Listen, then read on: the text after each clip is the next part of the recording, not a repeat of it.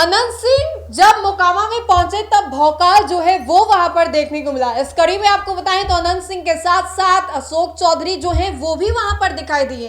अशोक चौधरी मंच पर जाकर के किस तरीके से अनंत सिंह को लेकर के तारीफों की जो लंबी पूल है वो बांधना शुरू कर देते हैं। और इस दौरान अनंत सिंह को लेकर के अशोक चौधरी ने भी कई बातों को सामने रखा, जिससे जनता जो है वो काफी ज्यादा खुश हो गई। जनता अनंत सिंह का जयकारा लगाने लगी अशोक चौधरी, और अशोक चौधरी को जब मंच पर बुलाया गया, अशोक चौधरी ने मंच को संभाला। अनंत सिंह को लेकर के क्या कुछ कह रहे और कह तो रहे हैं, लेकिन नीतीश कुमार के बारे में भी क्या कुछ कह रहे। चुनावी साल है, चुनावी साल में अशोक चौधरी का ये बड़ा बयान अनंत सिंह को लेकर के सामने आया। तो हम आपको सीधे लिए चलते हैं अशोक चौधरी के उस बयान से रूबरू करवाते हैं। नीतीश कुमार और अनंत सिंह की जोड़ी ने इस बिहार में एक दिन संघार होने नहीं दिया। क्षेत्र के एक साथ आज इस एनडीए के जनसंवाद कार्यक्रम में आज आप लोगों के बीच हैं। करण भैया हमारे न सिर्फ पार्टी के वरिष्ठ नेता हैं, बल्कि जनता दल यूनाइटेड के समय से आज तक माननीय नेता नीतीश कुमार के साथ कंधा से कंधा मिलाकर इस प्रदेश के अगला पिछड़ा की जो बात थी, जो बड़ा लड़ाई था, इसको 15 साल में लालू यादव ने बढ़ाने का काम किया था। याद कीजिए 2005 से पहले का बिहार यह 118 नरसंहार का प्रदेश था। अगला पिछड़ा की लड़ाई अपनी प्रकाष्ठा पे थी, नक्सल का मूवमेंट अपनी प्रकाष्ठा पर था। और इस प्रदेश में जम्मू, इस प्रदेश के जहानाबाद और इस प्रदेश के नवादा में सरेआम खेल तोड़ करके नक्सलियों को छुड़ाया गया था और पूरा मध्य बिहार लहूलुहान था।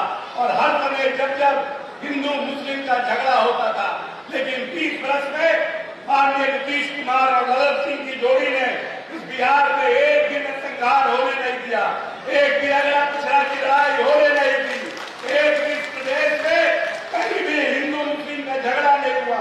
और जब नेता आए थे 2005 में, तो यह बिहार मात्र 24,000 करोड़ के बजट का बिहार था। और 20 साल के अपने वित्तीय प्रबंधन पारदर्शिता से इन्होंने इस बिहार को 3,18,000 करोड़ के बिहार बनाने का काम किया।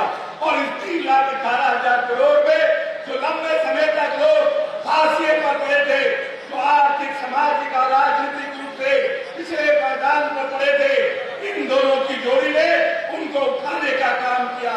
जब नेता आए थे तो 46% लोग गरीबी रेखा के नीचे जीवन यापन करने का काम करते थे, और आज 13% मात्र लोग गरीबी रेखा के नीचे हैं। 30% लोगों को माननीय नेता ने गरीबी रेखा से ऊपर उठाने का काम किया है। मात्र 700 मेगावाट बिजली जब बिहार खर्च करता था प्रतिदिन, और आज 880 मेगावाट बिजली खर्च करने का काम जब बिहार कर रहा है, और हरेक गरीब के घर में बिजली पहुंचाने का काम किया। इस प्रदेश में जब जातीय सर्वेक्षण करवाया तो उनको पता चला कि 94 लाख ऐसे लोग हैं जो गरीबी रेखा के नीचे हैं। और माननीय नेता को लगा कि उनके घर में जो बच्चे हैं, उनके घर में जो लड़के पढ़ने वाले हैं, हमारे सब जगह पर स्मार्ट मीटर लगा दिया है। और बहुत लोगों को दिहाड़ी मजदूर रोज मिलता नहीं है, बहुत लोग जो साइकिल पंचर अंडा बेचने का काम करते हैं, जो सब्जी बेचने का काम करते हैं, उनके घर में स्मार्ट मीटर लग गया है, लेकिन उनको हर रोज काम नहीं मिलता है, तो उनके बच्चों को फिर अंधेरे में पढ़ना पड़ेगा।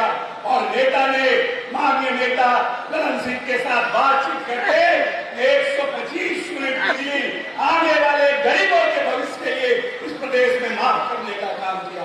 जो नेता हमारे आने वाली संतति को पढ़ाना चाहता है, जो नेता हमारे आने वाले वंशज को पढ़ाना चाहता है, जो नेता चाहता है कि यह प्रदेश की आर्थिक स्थिति मजबूत हो। जब नेता आए थे तो प्रति व्यक्ति आय बिहार का 7,000 रुपया था, और आज प्रति व्यक्ति आय 66,000 रुपया माननीय नेता नीतीश कुमार ने करने का काम किया है। और उनकी इच्छा है कि आने वाले 5 वर्षों में हम इसको 1 लाख प्रति व्यक्ति आय करने का काम करें। और लगातार उसके लिए मूलभूत संरचना, शिक्षा, कृषि के क्षेत्र में उन्होंने क्रांतिकारी बदलाव लाने का काम किया है। जब हमारे घर में कोई व्यक्ति बीमार पड़ता है और उसको खून की आवश्यकता होती है, तो हम चाहते हैं कि कोई ऐसा व्यक्ति मिले जो हमारे परिवार में, मेरे माता पिता, भाई बहन और जब खून लेना होता है तब हम नहीं देखते हैं कि यह खून अगड़ाता है कि पिछड़ाता है। हम फट से खून लेकर अपने माता पिता को पहले चढ़ाते हैं, नहीं देखते हैं कि यह खून हिंदू का है कि मुस्लिम का है, और उसको बचाने का काम करते हैं। लेकिन राजनीति में जब वोट देने जाते हैं तब पूछते हैं कि हमारा जात कहाँ है, मेरा जात के आदमी को हम वोट देंगे। अगर बिहार को 21वीं सदी का बिहार बनाना है और आपको चाहते हैं कि आपके आने वाली वंशज, आपके आने वाली पीढ़ी और आपके आने वाले बच्चे अगर विकसित बिहार में हो, जो बिहार याद करिए एक ऐसा बिहार था जिस बिहार में विक्रमशिला और नालंदा जैसे विश्वविद्यालय होते थे। तो आपने सुना अनंत सिंह को लेकर के अशोक चौधरी ने क्या कुछ कहा, किस तरीके से अशोक चौधरी का ये बयान निकल करके सामने आया। बिहार चुनाव अपने मुहाने पर है, चुनाव से पहले अशोक चौधरी का ये जलवा जो है वो देखने को मिला। अशोक चौधरी लगातार अनंत सिंह के कनेक्शन में है, अनंत सिंह से मुलाकात करने के लिए कभी वो चले जाते हैं तो कभी अनंत सिंह उनसे मुलाकात करने चले जाते हैं। इन सभी चीजों के बीच में एक बार फिर से अशोक चौधरी ने मंच को संभाला और मंच को संभालते उन्होंने क्या कुछ कहा ये सुनवाया हमने आपको। तो फिलहाल के लिए इस खबर में इतना ही, बहुत बहुत शुक्रिया।